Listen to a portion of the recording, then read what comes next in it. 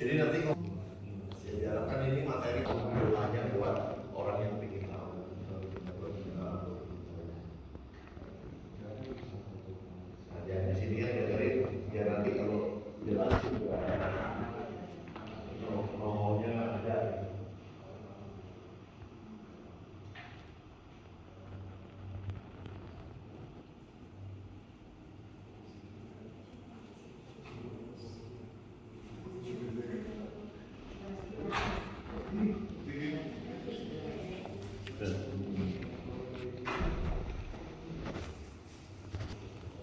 Silent handphonenya.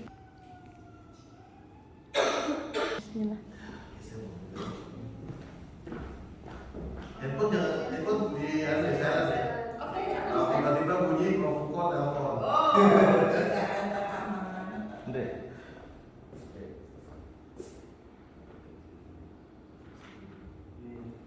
Baju-bajuan dah. Di sore ya. Oke, bismillah. Nanti dibuka dulu ya sama Mbak Rina ya. Ya. Ini udah pas turun teh asal gimana udah ya? Pokoknya ada kameranya, badan boleh di sana. Aku kameranya itu apa? Bebas yang mana. Oke. Nanti kan dikasih kode kalau misalnya suruh ke sini, lihat ke sini Mbak. Iya, siap. Ikut si kameramen aja. Siap. Kalau pas di shoot, harus sini dia ikut sini. Pintu awal dia ke depan aja gitu ya. Ya. Sahabat jualan ya. Ini batch pertama kan? Iya. Kita bahas-bahas enggak usah.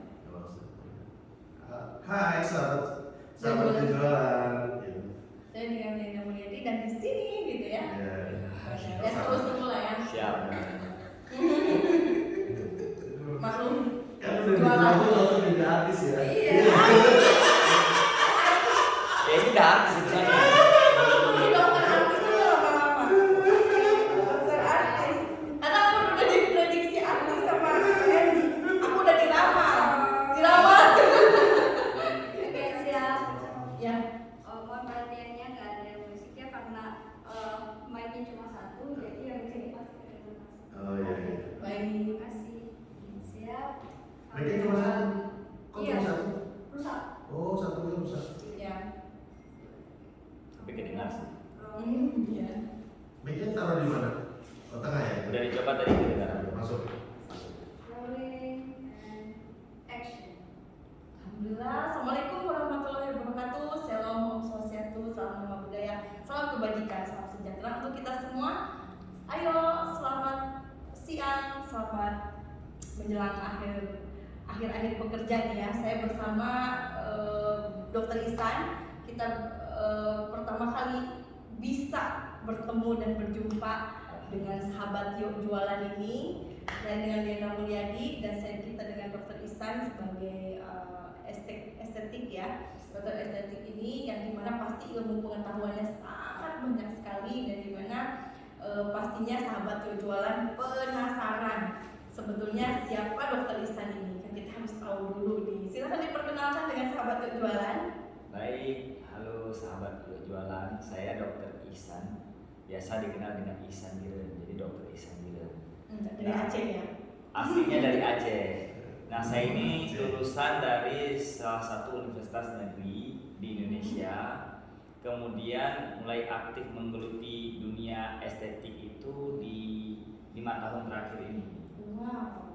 Tetapi secara non formalnya saya sudah aktif mengikuti perkembangan skincare karena saya ini tipikalnya jerawatan. Jadi dari SMP itu saya sudah shopping gitu, udah keliling-keliling skincare yang ternama di Indonesia. Maka dari situ saya berniat ketika nanti saya setelah kuliah nanti mau masuk ke kedokteran untuk bisa mendalami skincare ini dan alhamdulillah ternyata dapat apa cita-cita saya itu gitu. Wih, masya Allah. Jadi sebetulnya dari awal tuh kan jarang nih pria yang Ya, makanya itu. apa namanya estetik, kebanyakannya perempuan. Kenapa Iya. kok bisa? Biasa kalau yang laki-laki dipertanyakan gitu. Itu pasti saya ada yang nanya kan Iya, iya. ya. Ya makanya saya benar-benar tulen laki-laki nih. Iya, Dan iya. sudah menikah juga, berarti kan sudah tulen ya. Oh, tulen lah ya, aman. Tapi saya begini karena ternyata permasalahan kulit kulit ini bukan hanya dialami oleh wanita. Ternyata pria itu banyak, cuma kadang-kadang tidak mau menghiraukan. Oke, betul. Nah, kalau saya sendiri merasa ini ada sesuatu hal yang bisa kita pelajari. Apa sih permasalahan? Kenapa bisa pada banyak pria itu juga mengalami jerawatan misalnya, kemudian kulit kusam. Itu ternyata permasalahannya hampir sama dengan wanita. Namun di Indonesia mungkin agak tabu ya kalau misalnya pria itu merawat kulitnya. Namun kalau di luar negeri, di Amerika, di Inggris misalnya, itu sudah hal yang biasa, lagi itu facial. Iya, bahkan perawatannya dengar-dengar kayak relasi saya tuh malah lebih mahal deh. Sama sih. Perawatan lebih dari perempuan. Yang namanya kulit pasti sama treatmentnya. Nah, jadi tidak ada yang lebih. Jadi yang orang pikir tabu ya pria tuh kadang aduh ngapain sih di facial segala macam. Bahkan sekarang tuh yang maaf pasti tokoh-tokoh juga pasti ada perawatan khusus. Benar, Ya. tokoh-tokoh ada yang lain ya benar. Iya, jadi sebetulnya ini juga mungkin dokter berniat bahwa sebetulnya ke masyarakat juga bahwa sebetulnya pria juga membutuhkan perawatan kan. Benar. Oke. Jadi pria juga sangat membutuhkan perawatan. Jadi di situ dokter tertarik sebagai pria. Pria pada saat itu ya, karena jerawatan saya parah banget dulu. Makanya kan ada bopeng. Ya ini nanti kita bahas lebih detail lah ke depannya. Oh oke, baik.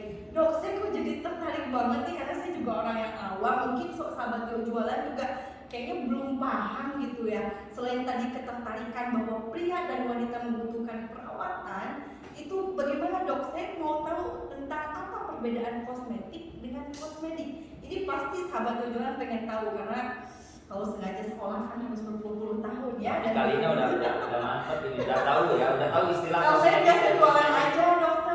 Tapi kita dengar kosmetik itu berarti udah dalam ini. Makanya saya mengajak juga ibu-ibu jualan aja kalau dokter harus mengambil. Siap. Jadi kosmetik dan kosmetik ini dua istilah yang mungkin banyak masyarakat kita belum tahu. Kosmetik itu adalah produk-produk skincare yang ada di drugstore atau yang kalau di Indonesia sudah di Bepom. Ini yang amannya. Yang kayak ada di apa? Ya merek-merek misalnya yang ada di Indomaret, ada di apa namanya minimarket, gitu ya. Okay, atau di drugstore yang ada di mall-mall. Nah itu semua adalah kosmetik yang bisa diproduksi oleh siapapun. Asal kita punya duit, kita ke pabrik, kemudian kita produksi, kita maklon namanya, beberapa pabrik-pabrik yang menyediakan jasa maklon. Nah, ini produk semuanya ada standarisasi dari Bepom sehingga insya Allah kalau sudah ada Bepom akan aman. Artinya kandungan-kandungan di dalamnya itu tidak berbahaya atau aman untuk kulit. Dok, ada sahabat jualan karena dia nggak tahu Bepom itu apa. Itu salah satu lembaga di Indonesia yang memeriksa kandungan-kandungan dari makanan, kemudian produk-produk kesehatan. Nah, kalau kosmetik ini masuk ke dalam produk kesehatan. Jadi dicek kandungannya itu ada merkurinya kah, ada hidrokinonnya kah, ada kandungan-kandungan berbahayanya kah, gitu. Atau kandungan-kandungannya berapa persen di dalamnya. Nah, itu dia. Kalau gitu dokter, jadi semua yang berhubungan dengan bahan kimia itu pasti harus melalui Bepom ya. Makanya spesifikasi kalau ada hal-hal yang baik dari obat-obatan atau apapun, kalau tidak berizin Bepom itu tidak sah lah artinya untuk kita minum begitu. Artinya belum teruji ya, belum teruji. Banyak kan herbal-herbal. Ada yang diperbolehkan, tapi mungkin ada yang belum bisa memproses Bepom atau mungkin. Ya kadang-kadang kan di kampung halaman kita banyak misalnya saran-saran orang tua minum daun ini dan lain-lain. Nah itu kan sebenarnya herbal ya, daun-daunan misalnya. Nah itu juga belum Bepom kan hitungannya. Nah itu gimana tuh dok? Aduh, ya, kasihan di sahabat jualan kayaknya pada minum herbal juga kan jangan sampai. Nah kan ada herbal yang memang sudah Bepom. Maksudnya ini herbal mulut ke mulut di kampung biasanya kalau darah tinggi minumnya daun salam misalnya.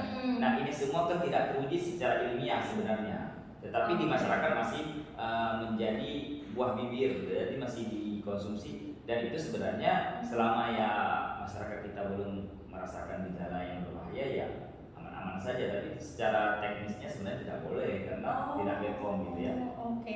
Tapi menurut dokter nih, ini kan mungkin sahabat tujuan juga pengen tahu. Selama ini kan selalu ada semacam racikan tersendiri, kayak misalnya contoh ada beberapa kayak gambarnya merah gitu. Sebetulnya kalau secara akan ada juga warisan leluhur itu sebetulnya boleh ya dok ya? Nah sama, itu larinya ke tradisional tadi. Tradisional tadi ya. Tapi sekarang peraturannya sudah ada sih yang menaungi itu. Oke. Tetapi tetap harus ada uji-uji yang perlu dilakukan. Jadi sebaiknya kayaknya kalau sahabat jualan memang berpikir bahwa yang tadi handphone tadi ingin coba menjualkan ke halayak pasar, mungkin tetap harus melalui BP POM tadi ya. Oh iya.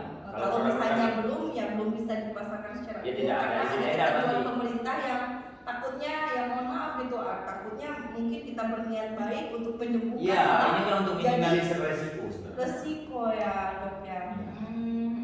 Ya, Atas memang. mitigasi namanya, meminimalisir resiko yang terjadi di masyarakat. Iya betul. Ya ini sebetulnya nanti kita juga harus banyak tahu kan, sebetulnya untuk secara kedokteran kan BP POM itu berarti penting tuh dari pemerintah, kenapa harus ada BP POM untuk Ya, itu ya. benar, Oke. benar.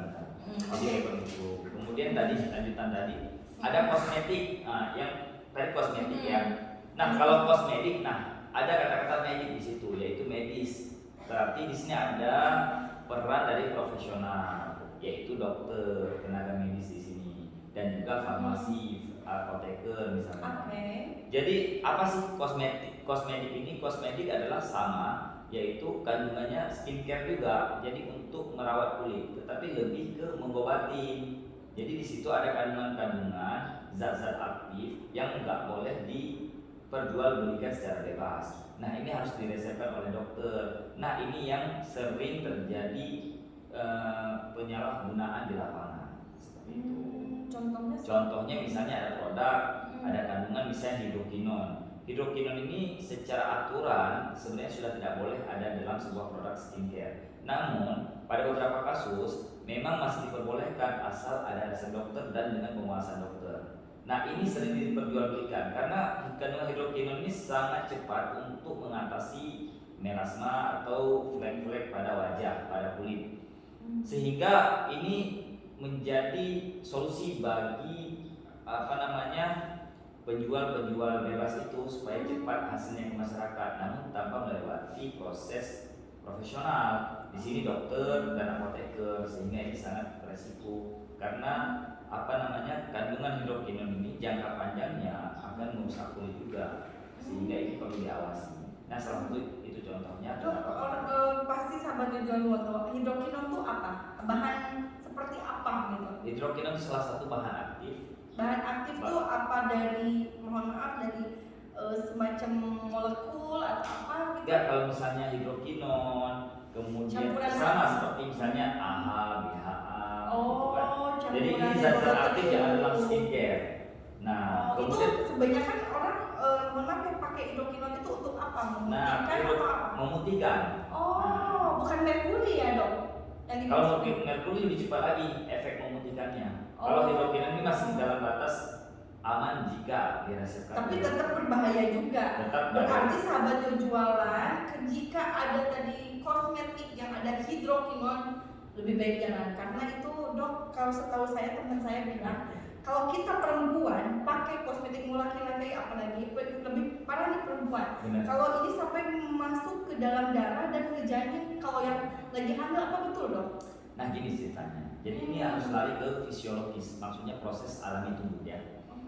Jadi kadang-kadang kita berpikir bahwa cuma tempel-tempel di kulit nggak berbahaya atau untuk tubuh. Tidak begitu konsep dalam berpikir kesehatan ini. Jadi kulit kita adalah bagian tubuh terluar. Jadi kulit ini juga organ, sama dengan jantung, sama dengan paru-paru, sama dengan mata. Jadi kulit ini adalah salah satu organ yang ada di tubuh kita. Namun letaknya adalah di bagian luar, dan organ kulit ini adalah organ terbesar yang ada di tubuh. Jadi kalau misalnya kita kuliti, kemudian kita hitung jumlah kulit selnya, itu adalah organ terbesar yang ada di tubuh. Nah, apa pentingnya kulit? Kulit ini adalah bagian organ tubuh yang terluar, sehingga apapun paparan pasti kulit duluan yang terkena. Sehingga kulit ini sangat-sangat perlu dijaga. Skin barrier-nya, pertahanan kulitnya ini yang perlu dijaga. Oke. Nah, kulit ini ada lapisan-lapisannya. Kita melihat kulit tipis, tetapi kalau misalnya kita pakai mikroskopik, nah kita akan tahu di sana bahwa ada lapisan, ada namanya epidermis, bagian terluar daripada kulit, kemudian ada dermis, kemudian ada hipodermis. Jadi ada 3 lapisan besarnya.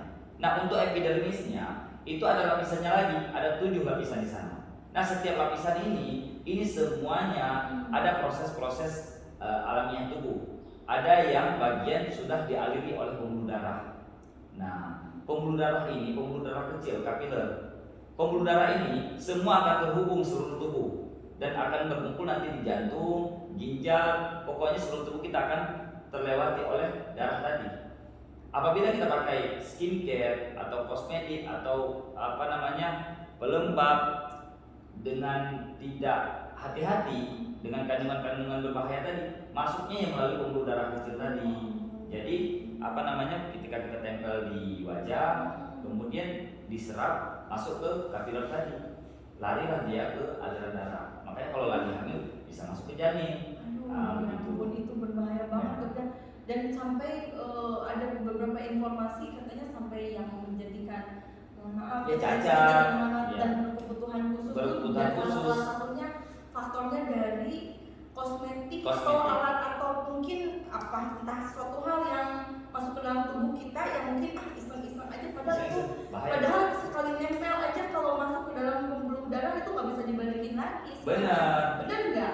Jadi harus di detox nanti dengan kandungan-kandungan antioksidan, misalnya glutathione. Ini harus diketahui nih sama sahabat-sahabat semua nih, karena kadang-kadang mungkin ada yang cuek-cuek aja, udahlah pakai yang murah tapi yang biasa, atau mungkin yang mahal tapi kita pun tidak tahu apa yang terkandung di dalamnya itu yang justru berbahaya di dalam tubuh kita, dan itu ada usianya dan terus menumpuk gitu ya dok ya? Ya, kalau misalnya terus-terusan tidak ada yang mendetoksifikasinya. Dan itu kan misalnya contoh nih dok, ini kan pasti juga pertanyaan sahabat-sahabat semua.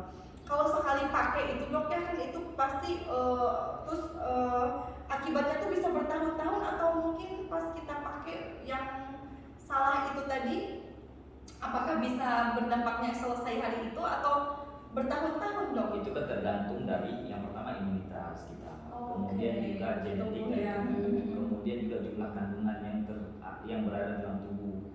Karena sistem tubuh kita secara alamiahnya Tuhan telah membuat tubuh kita ini menetralisir melalui ginjal, melalui keringat, itu semua air seni kita itu kan semua adalah mengeluarkan racun-racun. Namun kalau kandungannya terlalu besar, pasti ginjal kita tidak mampu untuk mengeluarkannya. Nah, itu yang membuat dia harus tersebar ke sel-sel seluruh tubuh, masuklah ke jantung, masuklah ke paru-paru. Ya, itu yang diakibatkan kadang-kadang kita nggak tahu penyakit kita apa, kayak sehat tapi sakit. Iya, benar. Nah, itu yang membuat usia kita kadang-kadang masih usia 50 tapi sudah tidak produktif karena sudah sakit-sakitan, tulang sudah mulai keropos. Nah, ini semua akibat dari pola hidup kita di waktu muda yang tidak hati-hati. Tidak hati, baik dari yang kita pakai, baik yang kita minum gitu ya. Benar. Ya. Baik dok, terima kasih banyak. Itu mungkin dari sisi tema yang untuk baik perbedaan dari kosmetik dan kosmetik tadi. Kosmetik intinya adalah kalau kosmetik itu singkatnya itu dikeluarkan oleh apoteker. Jadi harus ada apoteknya, kemudian dikeluarkan apoteker, dan harus ada resep dokternya. Jadi di sini adalah gabungan dari profesional. Ditandai dengan ada etiket biru. Nah, untuk produknya ada etiket biru. Etiket biru itu? Nah, itu nggak perlu ditanya apa kandungannya, sebenarnya sudah pasti racikan. Sudah pasti racikan. Jadi komposisinya nggak tertulis. Gitu ya. Baik. Oke, baik. Dan kalau gitu gini dok, kan kadang-kadang kita kulit nih harus tahu nih secara umumnya menurut dokter. Kita tuh sebetulnya kita bahas tentang karena dokter ini ada dokter estetik itu lebih ke kesehatan, kecantikan dan ketampanan kulit lah ya pada intinya. Menurut dokter sebetulnya secara umum ada permasalahannya itu apa sih? Secara kita mungkin kulit Asia bagaimana, atau mungkin permasalahannya sama dengan kulit Eropa atau apa, mungkin dokter bisa. Ya tentu ada perbedaan. Kalau secara umum ya, kalau masalah khas itu tentu pasti ada beda. Kan kalau misalnya Cina jarang kita lihat jerawatan. Karena memang struktur kulitnya satu dua tetap ada. Faktor turunan juga ini ya. Turunan, tapi kalau misalnya Cina Indo udah beda. Indo ya. Udah beda. Tergantung daerah juga, cuaca pengaruh, lingkungan pengaruh, makanan pengaruh, pola hidup juga pengaruh di sana. Untuk masalah kesehatan kulit ya. Cuma permasalahan kulit secara umum itu biasa kalau saya membaginya menjadi dua. Jadi ada ahli kulit. dermatologis. Jadi dermatologis ini adalah misalnya SPKK yang ada spesialis kulit dan kelamin. Nah, SPDV kalau sekarang sudah gelarnya itu udah diganti menjadi SPDV. Dermatovenerologi. Jadi diganti aja menjadi bahasa Belanda. Tapi sama aja, maksudnya adalah spesialis kulit dan kelamin. Nah, biar untuk spesialis kulit dan kelamin ini kadang-kadang masyarakat bingung, apa sih beda dokter estetika dan dokter spesialis kulit dan kelamin ini? Nah, ini jarang dibahas. Nah, kalau saya karena orang akademisi murni, maksudnya saya sering melihat ke akar permasalahan. Nah, ini yang terjadi di masyarakat. Kalau dokter spesialis kulit, mereka itu adalah spesialis yang menggeluti bidang kulit dan kelamin, terutama mengenai permasalahan penyakit seperti misalnya kulit, ya morbus Hansen, kurap, pudis, nah, atau bisu atau apa yang dirawat. Nah, kalau jerawat juga dibahas. Kalau jerawat tetap dibahas di dokter kulit. Kemudian juga masih ada kompetensi di bidang kelamin. Di situ ada penyakit menular seksual seperti sifilis, gonore, dan lain-lain. Sedangkan dokter estetika adalah dokter umum yang mengambil kursus untuk mendalami khusus untuk bidang estetik. Jadi memang kulit, skincare, kemudian kandungan-kandungan skincare. Nah, ini juga tidak ada standarnya secara umum saat ini. Ada yang khususnya di Indonesia, ada khususnya di LKP yang sederhana, ada juga yang di luar negeri. Tapi tidak ada yang satu lebih hebat daripada satu lainnya, karena semuanya masih berproses. Namun tergantung kembali kepada kemampuan akademisi awalnya. Kalau memang dia dasarnya sudah mengetahui fisiologis, anatomis, kemudian farmakologis yang baik, tentu dia akan bisa mengimprovisasinya lebih baik di masalah kesehatan kulit ini. Oh gitu. Jadi menarik juga ya. Yang paling menurut dokter nih, yang paling berbahaya di antara semua kulit, kan kita namanya nggak tahu apa yang kita pakai gitu ya, okay? Paling terparah untuk kulit itu yang paling kata dokter tuh ini kayaknya agak susah diobati, apa itu? Oh, kalau kulit? Kalau kulit selain ya banyak ya. Banyak. Ya misalnya morbus Hansen. Morbus Hansen tuh kayak apa tuh yang? Kusta. Kusta tuh kayak apa tuh? Tapi itu lebih ke dokter kulit nanti. Oh. Jadi itu harus lebih ke wajah apa badan? Seluruh tubuh. Oh, seluruh tubuh. Dia ada tanda-tandanya. Jadi kalau misalnya di kedokteran itu kita kan setiap permasalahan itu harus ada gejalanya dulu, gejala klinis. Oke. Makanya itu juga nanti kembali lagi yang tadi ada beda kosmetik dan kosmetik. Kalau kosmetik itu apa yang dipakai oleh orang-orang yang kulitnya sehat. Ya. Tapi kalau sudah berpenyakit seperti jerawat, nah itu memang sudah harus pakai kosmetik. Jadi sudah harus konsul ke dokter. Karena itu berhubungan ya, apa yang kita minum, ya itu yang kita pakai biasanya menyambung juga di kosmetik dan kosmetik. Ya. Kadang-kadang kita juga bingung kan, ya, kenapa jerawat tidak bisa sembuh dengan hanya beli skincare gitu. Karena memang nggak ada kandungan aktif yang kuat untuk membunuh jerawat itu. Karena jerawat sendiri kalau kita bahas secara spesifik itu penyebabnya banyak sekali faktor. Nah ini yang membuat tidak ada satu skincare pun yang bisa cocok pada semua orang. Nah itu.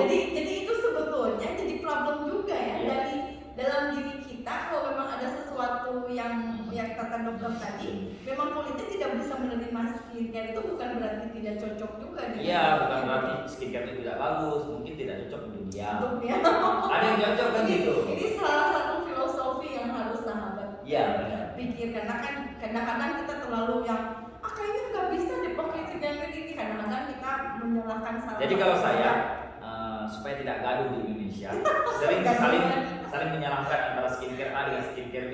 Kalau bagi saya adalah tidak ada yang bisa mengklaim skincare yang paling terbaik. Tapi mungkin kita bisa mengatakan bahwa jadi bisa kita mengatakan misalnya seperti skincare yang ada saat ini nih, Maris misalnya.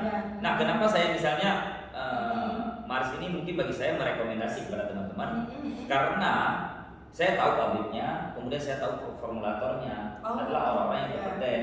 Nah, kebetulan memang pabriknya ini dimiliki oleh seorang formulator langsung, sehingga tidak ada memang secara sedikit. Biasanya yang punya pabrik itu tidak mungkin dia seorang formulator.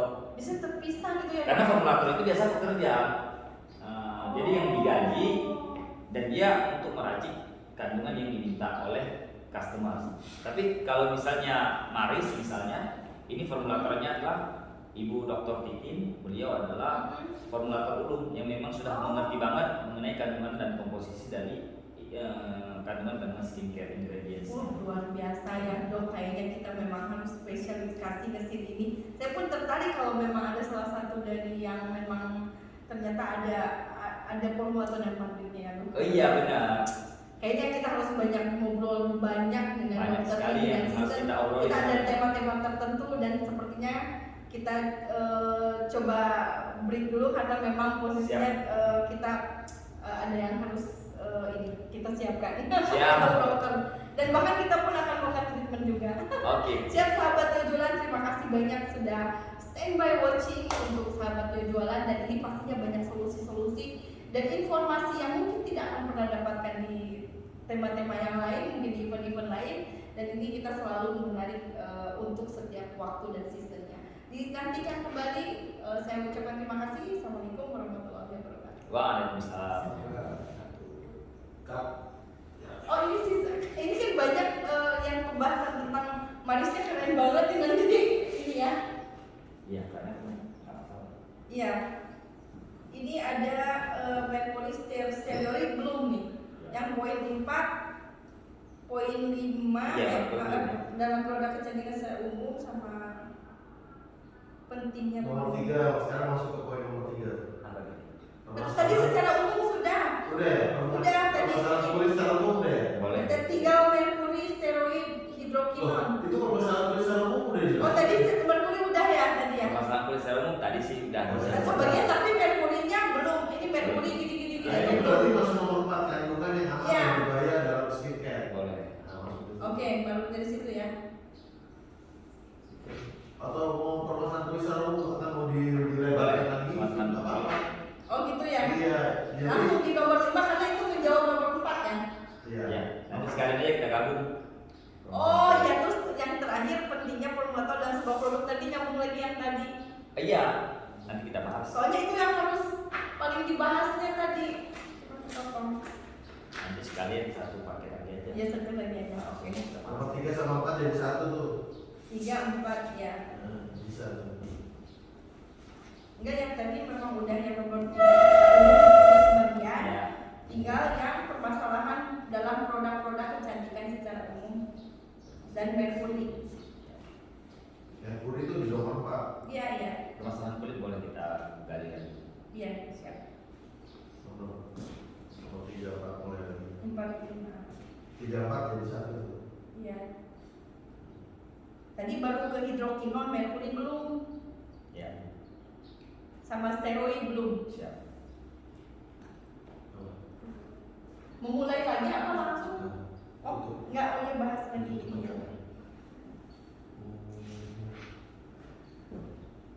Ayo. Dia masih masuk kamera soalnya. Oh iya, kalau itu dipindahin sana gimana? Oh bisa. Udah deket. Udah dikit. Tapi nanti Sama kayak dokter video kecantikan. selanjutnya Gimana? jadi beda tempat. Oh iya, iya, iya. Gak apa-apa. Sudah. Memang kalau dengan hati mah dan beda. Ya. Kan bukan jodohnya, feelnya dapet. Ya maksudnya dapet gitu. Kayak Bu Titi juga kok. Ada dakwahnya di situ kan. Ada dakwah itu kalau nggak bakal ngomong kita memang apa visi misi dan ahli sedekahnya itu